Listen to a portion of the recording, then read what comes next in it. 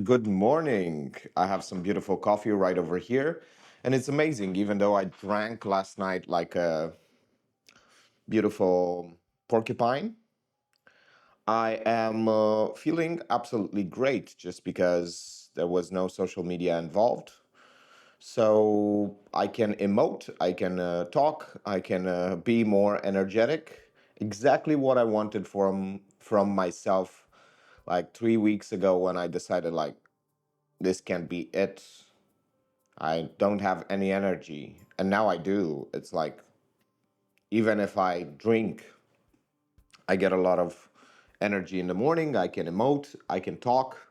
So that's interesting. Plus, I have so much better quality thinking if I don't use social media.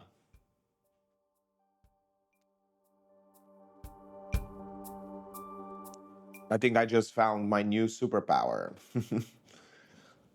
not staying on social media. I think that's a great power to have. Today is going to be chill. I'm not going to do that much. Probably going to transfer some files and still going to wait for the painting for the commission to dry. Don't worry, I'm going to show it to you once it's completely dry and I stretched it out before I go to the gallery to give it to the client. So, yeah, probably it's going to happen on Monday because it's still not dry completely, even though I put the lamp thingy on. It's not as good as other lamps I had. Those were being able to heat up even more the painting. So it's unfortunate, but he's gonna have to wait. He waited for like 3 weeks, I think, three and a half weeks for this painting. So I am going to give him on Monday.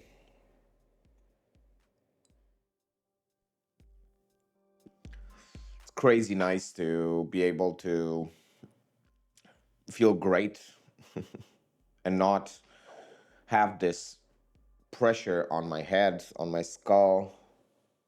I'm going to keep on talking about this because it's the biggest change I've ever done in my life. And I want to remember how I feel and how I felt beforehand. I want to revisit the idea of how I felt in the past, how drained and how I want to keep that front of mind so I never forget that that's what social media does to you. I think actually I'm going to make a print and put it on that wall just to know things that I don't have, things that I have undeniable proof for. So, social media fries your brain. That's one. And the second one is momentum, in case you forgot or you haven't watched the videos, because not a lot of people did. The way I am able to make so many things and do it in a very short time, it's through momentum. I don't use motivation, I don't use inspiration, I don't use any of those. I only use momentum. So short bursts of 1 minute, even though it might seem weird to do something for 1 minute and then stop and take a minute of break or 30 seconds of break. That's exactly how you build momentum. If you have 10 of those, you're going to feel like, why am I doing 1 minute? Let's do 10. Even though at the beginning you didn't even feel like working 1 minute. So yeah, and you build a habit. That's the whole point. It takes 38 repetitions to build a habit. So keep that in mind. If you want, you can double it and say it's 76. It takes 76 repetitions. So you go like, okay, how many times can I do it a day? How many times can I repeat this habit? Can I do it 10 times? Yes. In 7 days, then you have a new habit formed. You are going to be unstoppable You are going to be unable to stop first thing. Like last night, I arrived home and I was like, I gotta film and edit this video. And I did. I don't remember what I said, but I don't think I'm that bad when I'm drunk. I'm actually a bit funny. So I didn't even have to think that much. I just started the camera, I started filming, and I was like, okay, let's talk now. Because it's a habit. It's simple. It doesn't require any more thinking. And I think that's the most beautiful thing about building habits. You don't have to think about them anymore. You don't have to, the effort level just drops down considerably. And there's so much, um, let's say, progress that you make just because you build the habit, because now the effort is so much less that you can go on for minutes and minutes and talk and express and whatever skill you want to build. So I set out to become better at talking in front of the camera. And then that morphed into becoming a person that has a lot of energy and is more, you know, full of life. And I kind of achieved both of those in a certain capacity. I'm not able to spill out some beautiful poems and whatever smart quotes, but I'm able to hold a coherent idea throughout a video for 7 minutes, even though it might be jumbled, but it's fine. And then the other thing, I just set out, I didn't have a real plan. Like usually I have a real plan for solving my problems. But for this one, I didn't. And I just stumbled upon the fact that what was zapping me out of energy, because I do have a lot of energy usually, but something was zapping me, something was stealing my energy. And it was the phone, uh, social media scrolling, doom scrolling, let's say. So I got rid of that, and now I can wake up in the morning and be talking very energetically and be in a positive mood. So it not only helped me with my levels of energy, but it also helped me with the state that I'm in, how I feel about myself, and the if it's positive or negative, if I have bad thinking about myself or whatever. So it helped me with that as well, not only the levels of energy that I have. And it also increased my mental capacities back to the fullest extent. So I'm back at 100%, even though I had 2 bottles of wine last night. Well, one and something. So yeah, and it's not something that you do. It's I got rid of something, and that something is social media. And that's the point. It's much more interesting to get rid of things that are hindering you. It's much easier actually to get rid of things than to do other things complementary or that give you more energy. It's funny and nice because it takes no effort to it's much easier to get rid of something than to introduce something new. It's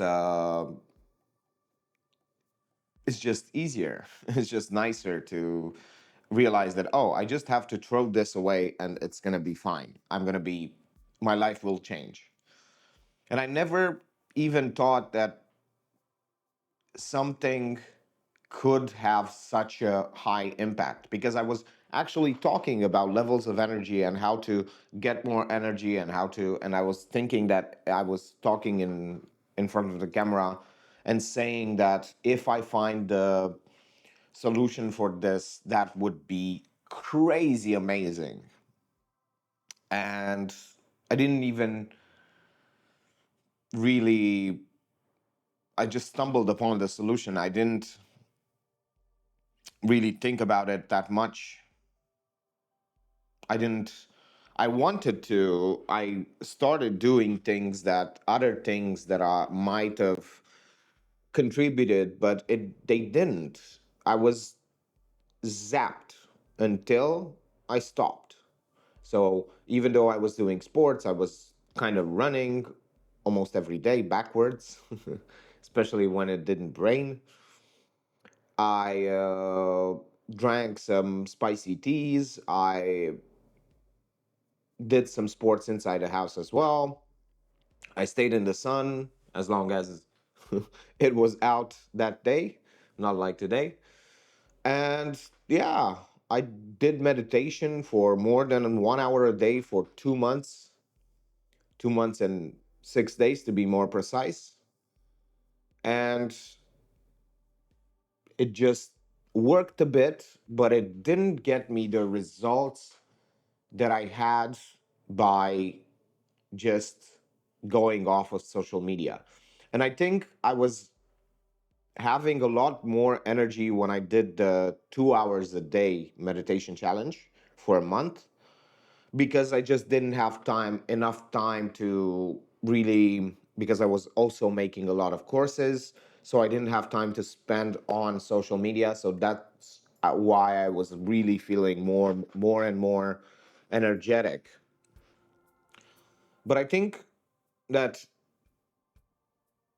unfortunately, if you have more than 4.5 hours a day of social media or TV or whatever, uh, even if you meditate for 1 hour to combat that, you won't be able. So that's the sad truth. If you have more than 4.5 hours, why am I choosing 4.5 hours? Because that was my average. So for the last few months. So